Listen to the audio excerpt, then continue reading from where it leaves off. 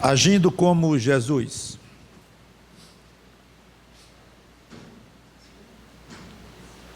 Na pregação passada nós vimos algumas situações em que ele queria fazer algo e as pessoas resistiram. Examinamos uns 3 casos assim. Hoje nós vamos ver o contrário. As pessoas queriam que ele fizesse algo e ele não queria. Ou pelo menos teve alguma resistência em fazer ele. E ele cedeu ou não? Às vezes sim, às vezes não. E nós vamos ver hoje 2 do primeiro caso em que ele cedeu. E no próximo domingo, se Deus permitir, aliás, próxima ceia, vamos ver 3 do segundo caso, ou seja, que ele não cedeu. Ele não queria fazer, as pessoas insistiram e ele não fez. Às vezes fez, às vezes não fez. Temos que ter muita sabedoria para quando fazermos e quando não fazermos. É que estamos tentando exatamente isto. É ver como é que ele agiu, como é que as situações em que ele agiu de uma maneira ou de outra e tentar entender por que ele agiu assim, tentar aplicar corretamente para as nossas vidas, para fazermos como ele. Pelo menos pedimos sabedoria a Deus, para sabermos quando ceder, quando não ceder. Todos os casos são bem conhecidos. Eu acho que eu tenho uma pregação sobre todos eles, pregações detalhadas, que não vai ser o caso hoje, só o ponto dele ter sido solicitado a uma coisa, resistiu e cedeu. Primeiro, bodas de Caná. Primeiro milagre dele. Vamos a João 2, de 1 a 10. Muito conhecida a passagem, interessantíssimo o episódio, mas não vamos parar para comentar muitas coisas não. João 2, de 1 a 10. Vou ler a história inteira para poder vermos o contexto e depois apontarmos com um laser para o ponto preciso que nós queremos. João 2, de 1 a 10 diz: 3 dias depois houve o casamento em Caná da Galiléia, achando-se ali a mãe de Jesus. Jesus também foi convidado com seus discípulos para o casamento. Tendo acabado o vinho, a mãe de Jesus lhe disse: eles não têm mais vinho. Mas Jesus lhe disse: mulher, que tenho eu contigo? Ainda não é chegada a minha hora. Então ela falou aos serventes: fazei tudo o que ele vos disser. Estavam ali 6 talhas de pedra, que os judeus usavam para purificações, e cada um levava 2 ou 3 metretas. Jesus lhes disse: enchei de água as talhas, e eles as encheram totalmente. Então lhes determinou: tirai agora e levai ao mestre de sala. Eles o fizeram.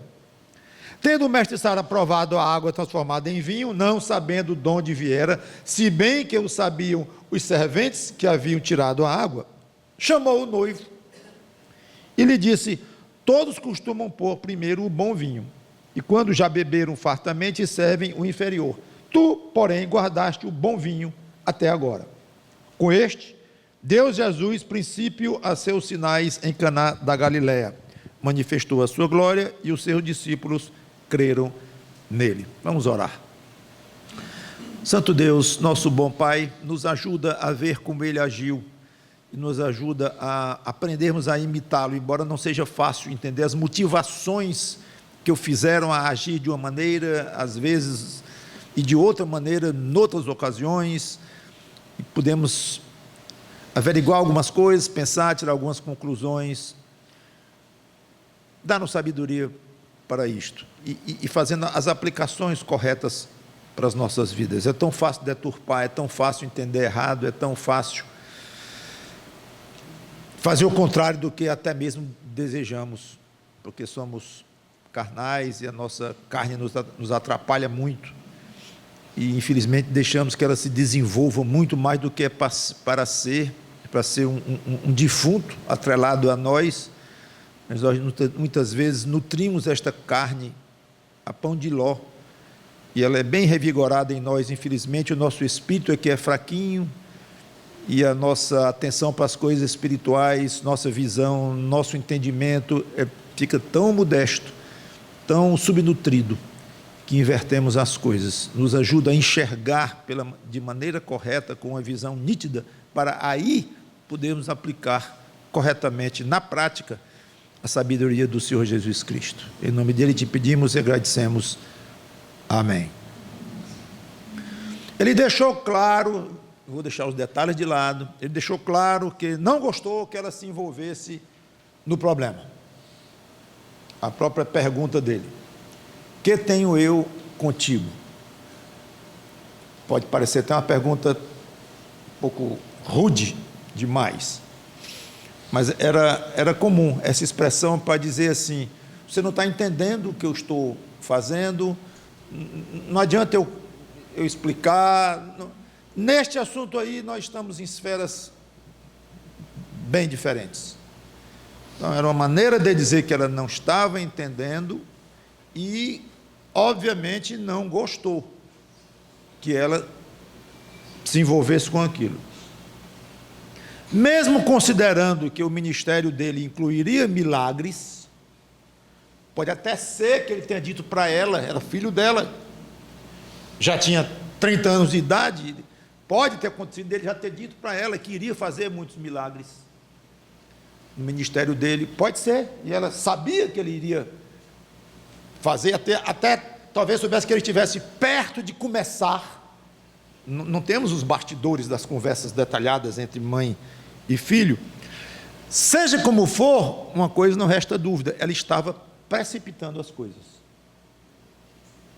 quando ela quis que ele tomasse uma providência, embora não esteja escrito que ela quis. Interessante, tudo que ela fez foi dizer: filho, acabou o vinho, mas ficou subentendido que ela queria que ele tomasse alguma providência.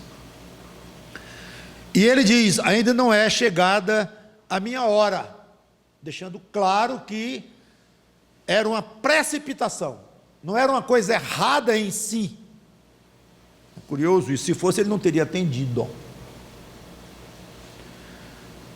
Mesmo não gostando, ele resolve atender. Reclamou do jeito dele, mas atendeu. Por quê? Não vejo outro motivo que não seja ele ter visto que o propósito de Maria era benigno, era saudável. Se ela confundiu um pouco as coisas, que confundiu. Se ela precipitou um pouco as coisas, que precipitou, por falta de compreensão do ministério de Jesus, mas ela queria ajudar o anfitrião morto de vergonha, e era uma vergonha enorme social na época. Aliás, acho que ainda hoje, faltar comida ou alguma coisa para beber durante uma festa que alguém convida a sociedade, os amigos, os parentes, e um casamento especialmente, porque é uma festa muito especial. Então era uma vergonha grande, e ela quis tirar o constrangimento dos noivos, dos pais dos noivos, dos anfitriões. Então o motivo dela era benigno. Não sei se ainda passava na cabeça dela a ideia de mostrar que o filho dela tinha muito poder e poderia fazer algo espetacular. Um orgulhozinho de mãe, aí pode ser.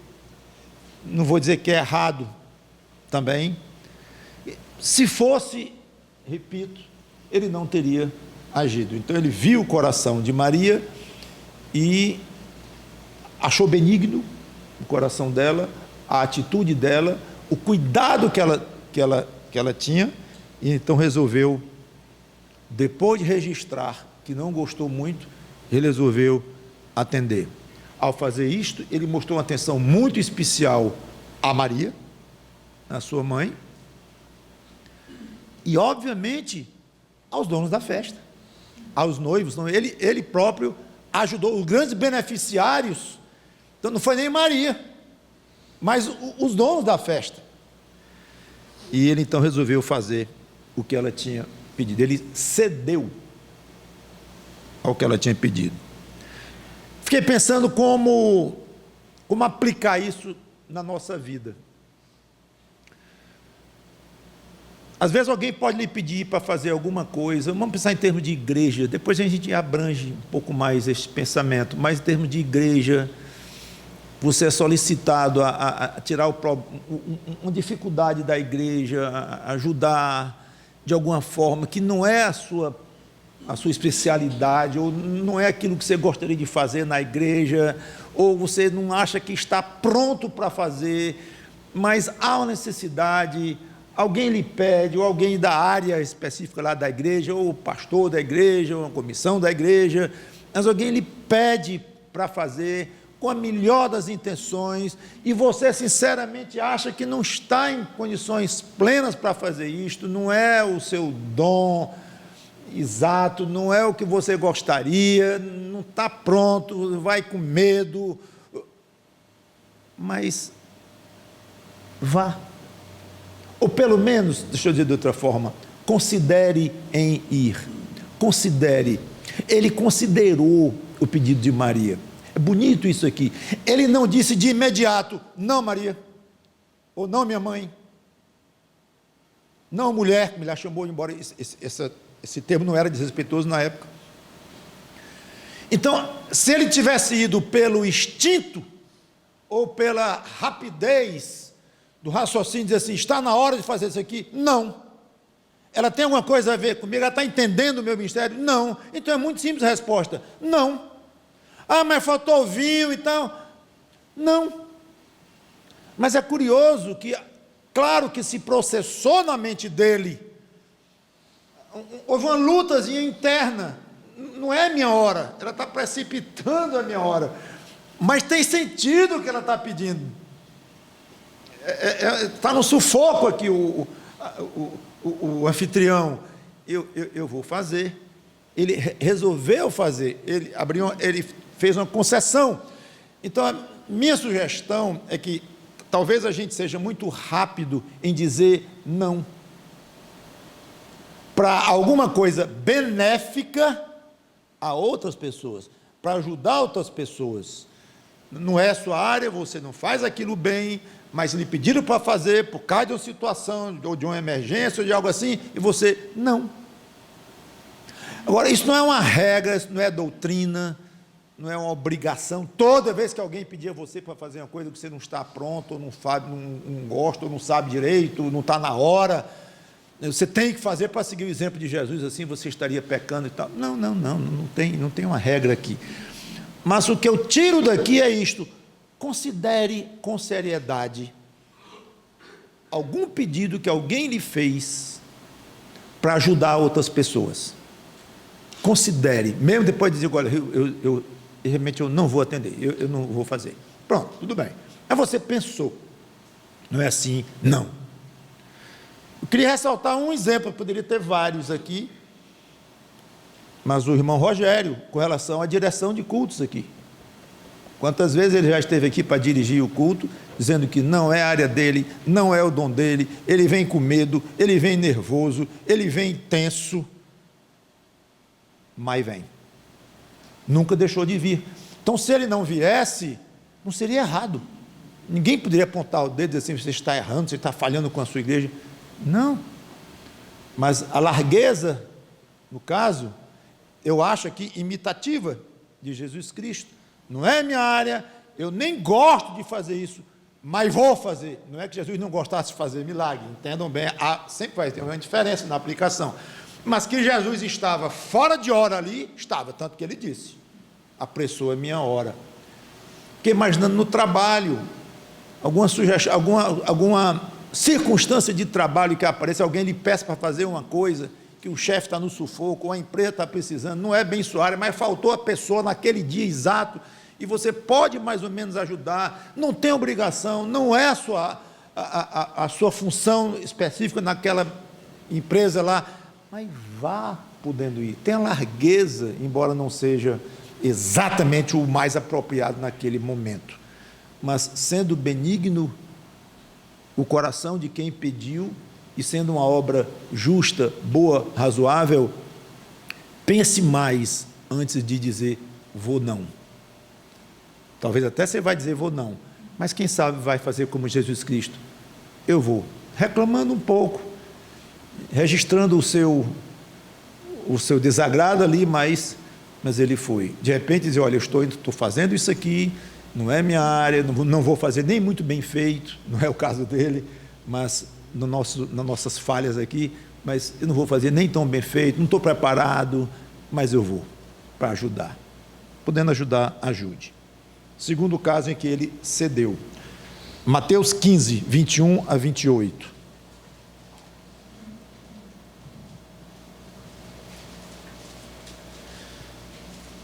Vamos lá? Mateus 15, 21 a 28. Partindo Jesus dali, retirou-se para os lados de Tiro e Sidom.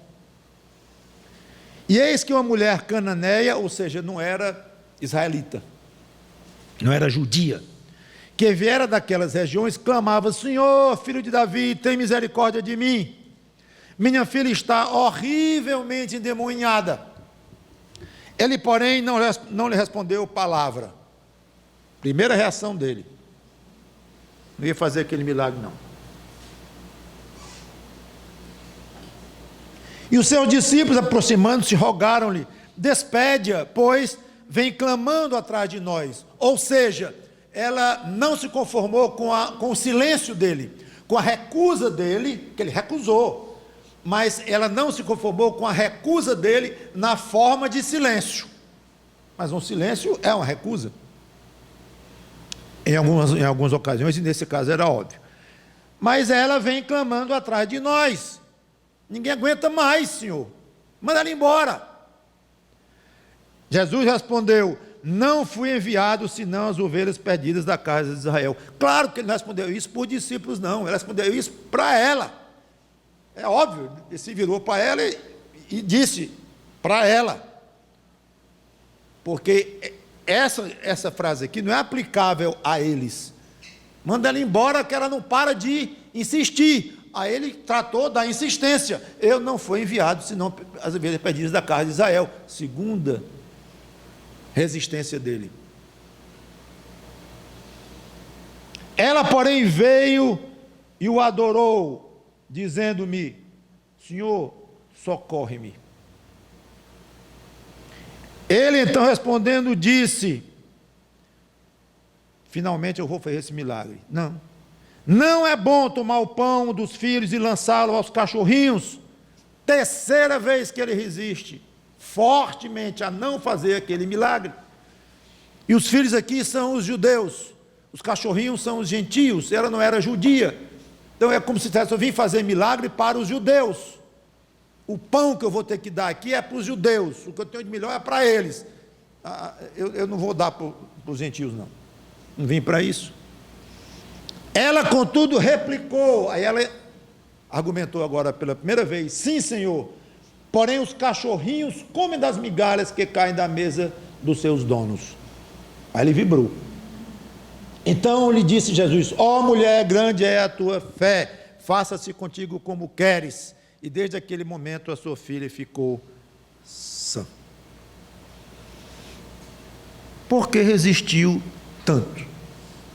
Não há uma resposta dele clara sobre isto.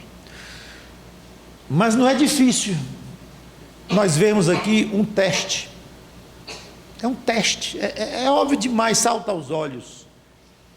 Não é que ele não queria fazer e depois mudou de ideia ou coisa assim, mas mais do que isso, ou antes disso, eu diria, é que ele, desde o começo, queria atendê-la, sim, mas ele queria testá-la, e enquanto testava, dava uma grande lição, claro, para todo mundo, para os discípulos que estavam lá, para todos ao redor, e para nós hoje, daria uma grande lição. Seja como for, era um teste sobre a intensidade do desejo dela, o tamanho da fé que ela tinha, não só no poder dele, mas na misericórdia dele, porque é curioso, o poder dele ninguém se questionou em momento algum, o problema que ele enfrentou foi a vontade dele, não faço não. Mas, Senhor, manda ela embora, que ela está aqui. De fato, eu não vou dar o pão dos filhos para os cachorrinhos, não. Pá. Parece que todo mundo achava que ele podia fazer tranquilamente o milagre de expulsar o demônio da filha daquela pobre mulher. Isso aí não se discutia. Mas enganchou na vontade dele. Não quero. Mas, Senhor, me socorre. Não faço. Eu fico imaginando o quanto ele se controlou, com o coração deste tamanho que ele tinha, e a vontade de ajudar os outros, e ele não, parecia até malvadeza. No fim, aí ele explode de alegria, quando ele diz, ó mulher, grande é a tua fé, vibrou, e ele expôs esta fé para todo mundo ver. Era um teste. Claro que eu poderia aqui aplicar de várias maneiras, mas que não é o nosso objetivo, a não ser imitar Jesus, nesse aspecto. Tem mil coisas para dizer, mas deixa para quando eu pregar sobre este texto. Como é que a gente pode aplicar isso? Uma vez um pastor amigo disse, rapaz, deu na minha cabeça fazer uma coisa até meio estranho outro dia, mas eu fiz e foi bom. Chegou alguém depois do culto, que eu fiz um apelo, a pessoa atendeu, pastor, eu me converti. Se converteu ou não? Pastor? Não, você não entendeu o evangelho, não. Testou para valer, deu na vontade dele, ele não estava brincando com o homem, não, era sério. E ele fez aquilo porque no coração dele veio aquela vontade forte de dizer, você não aceitou Jesus Cristo? Coisa nenhuma, muito fácil levantar a mão e ir lá para frente e tal, não. Me explique esse negócio melhor. Mas pastor, não, que ele fez tudo para convencer aquele homem que ele não era crente, que ele não se converteu coisa nenhuma, e ele não conseguiu convencer o homem que ele não tinha se convertido. O homem foi, resistiu, e mostrou, e argumentou, e falou, no fim, amém, pela sua conversão, até onde ele podia ver, não era como Jesus, mas até onde ele podia ver. Curioso isso, um teste, ele testou o tamanho da seriedade daquele homem, da vontade dele realmente ser aceito como um crente, não para mostrar para a família ou para os amigos ou coisa desse tipo. Ele quis ver a genuinidade do que estava no coração daquele pedido. Às vezes acontece de alguém, um crente que anda muito longe da igreja, até meio desviado e tal, e volta. Quando volta, vem com uma vontade muito grande de tirar o atrasado, de ver que perdeu tempo, que desagradou muito a Deus, falhou muito com a igreja dele, e vem com gosto. Só que aí muitas vezes o pastor diz assim, agora não. Pastor, eu quero fazer isso aqui, quero fazer aquilo, quero fazer tudo na igreja ao mesmo tempo, só falta querer pregar no lugar do pastor, vem com carga total. E acontece de muitas vezes nós, estou falando aqui como pastor, muitas vezes nos sentimos muito em paz de dizer, pois nós estamos precisando muito de música, músico, e você é um excelente tecladista, vai lá, toca. Não. Aguarde. Mas pastor, não está precisando de que está. Mas você não vai fazer isto agora. Isso é teste. Não é um teste para brincar com o outro, ou para brincar de autoridade. Não. É simplesmente para ver a genuinidade daquele retorno, daquela vontade. Então a gente resiste um pouco. Eu não sei as ocasiões em que você vai aplicar isso na sua vida. Seja como for, não é errado. O marido lhe vem e pede perdão pela 15ª vez naquela semana. Aí por isso pede que você faça. Não vou fazer agora, não. Não, mas não estou lhe pedindo perdão, está desconfiando da minha sinceridade. Não. eu vou aguardar. Eu vou, não sei se vai dizer, eu vou lhe testar, ninguém gosta muito de ouvir essa frase, eu estou lhe testando, mas vão surgir ocasiões em que você quer, tem motivos, não é gratuito, não é por acaso, mas você tem motivos sérios, orando a Deus, com o coração em paz, dizer assim, agora não. Vai chegar o momento em que eu vou fazer o que você quer, em que eu vou fazer o que você está pedindo, mas por enquanto, não. Então, Jesus agiu assim. Agora, ninguém há de ver um pingo de defeito, de falha no caráter e nas intenções dele fazer aquilo. Nós podemos facilmente errar, abusando da autoridade, ou esmagando o outro, aproveitando para se vingar, ou malvadeza pura e simples, sei lá, nós somos tão malvados muitas vezes, né? Mas, não sendo isso, sendo um motivo sério, resista. Os pais com relação aos filhos, quantas vezes o pai está ansioso para dar para o filho aquele presente? O que a filha está pedindo, e dinheiro não é o problema, você tem condição, às vezes é uma coisa até barata, financeiramente falando, mas a criança não está em condições de receber, ela precisa ser mais testada, precisa ser mais orientada, precisa ser mais, precisa ser mais paciência, e mais humilde, e tem tantas coisas aí, embutidas num teste, quando esse teste é benigno, visando o bem do outro, como eu disse, o pai às vezes tem que se controlar para não dar, e não se controlando estraga o outro. A falta do teste, o que parece ser muito fácil demais, o pai derreter o coração muito rápido, aí faz ligeiro e dá tudo que o filho pede, e amolece muito rápido, acaba não sendo bom. Quer dizer que amolecer demais não é bom, não. Endurecer demais não é bom, não. Onde é o ideal?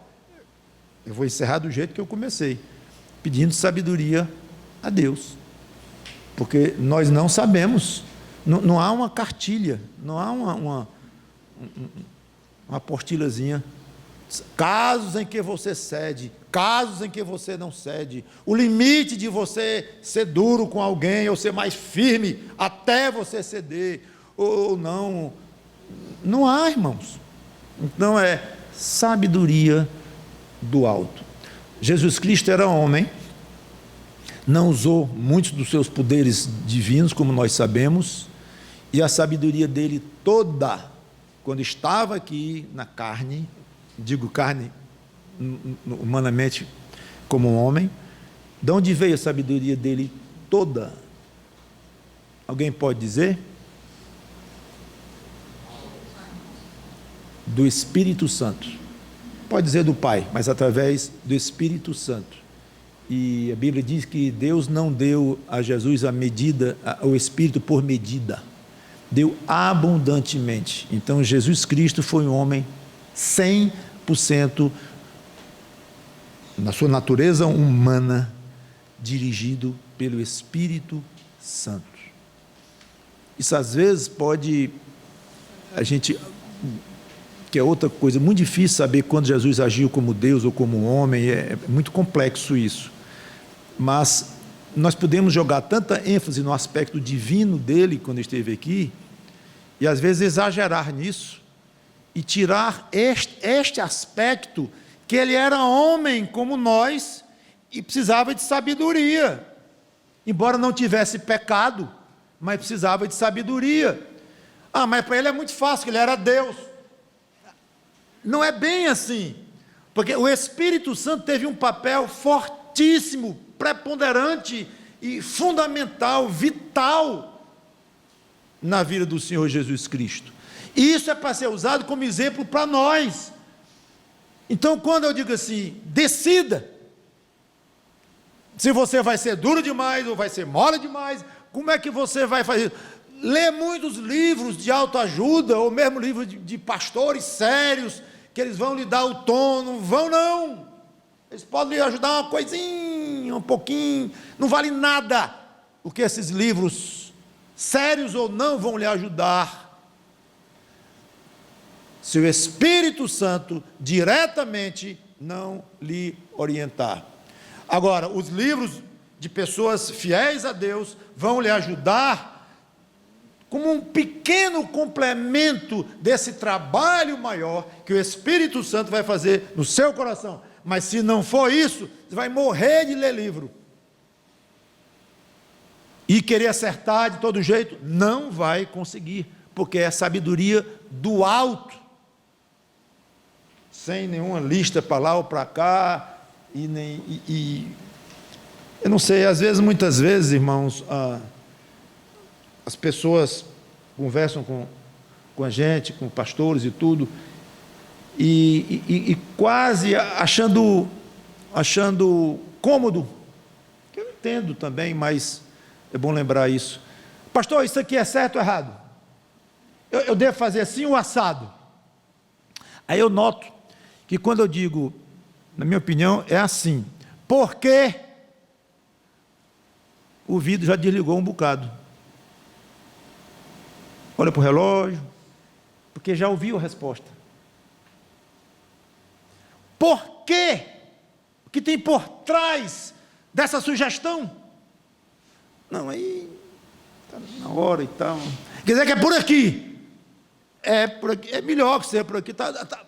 Beleza. Pronto. Tudo bem, pastor é para isso também. Mas procure ir um pouco mais fundo e ver as motivações por trás de um rumo a seguir. E essas motivações serão tão acertadas quanto a pessoa, você, ou o pastor que lhe aconselha, ou seja quem for, esteja dependente e ligado com o Espírito Santo pedindo ajuda. Mas o pastor nunca vai lhe substituir no dia a dia, nas milhares de decisões que você tem que fazer constantemente, 1000 decisões, pequenas, grandes, domésticas, caseiras, conjugais, profissionais, de todo jeito, decisões mil. Quem vai estar com você para lhe orientar nisso? O Espírito Santo. Senão, você não vai ter uma margem de acerto espiritual como poderia ter. Vamos orar. Obrigado, Senhor Deus, pela Tua palavra, pelos exemplos do Senhor Jesus Cristo. Não estava nem nos meus planos falar muito da dependência dele, do Espírito Santo, que é o que nós devemos imitá-lo, talvez acima de qualquer coisa. Mas acabamos tocando neste ponto também, como um acréscimo. Mas nos ajuda a imitá-lo na dependência do Espírito Santo, imitá-lo no teste a pessoas, a fé das pessoas, a vontade das pessoas, ao rumo das pessoas, a vontade que elas queiram fazer, um teste sério, correto, benigno. E nos ajuda também a ser largos em ajudar pessoas que estão precisando, mesmo que nós não tenhamos grandes condições de fazê-lo, não está no tempo certo, mas que sejamos muito prontos para ajudar pedidos benignos. Em nome do Senhor Jesus Cristo, te pedimos e agradecemos. Amém.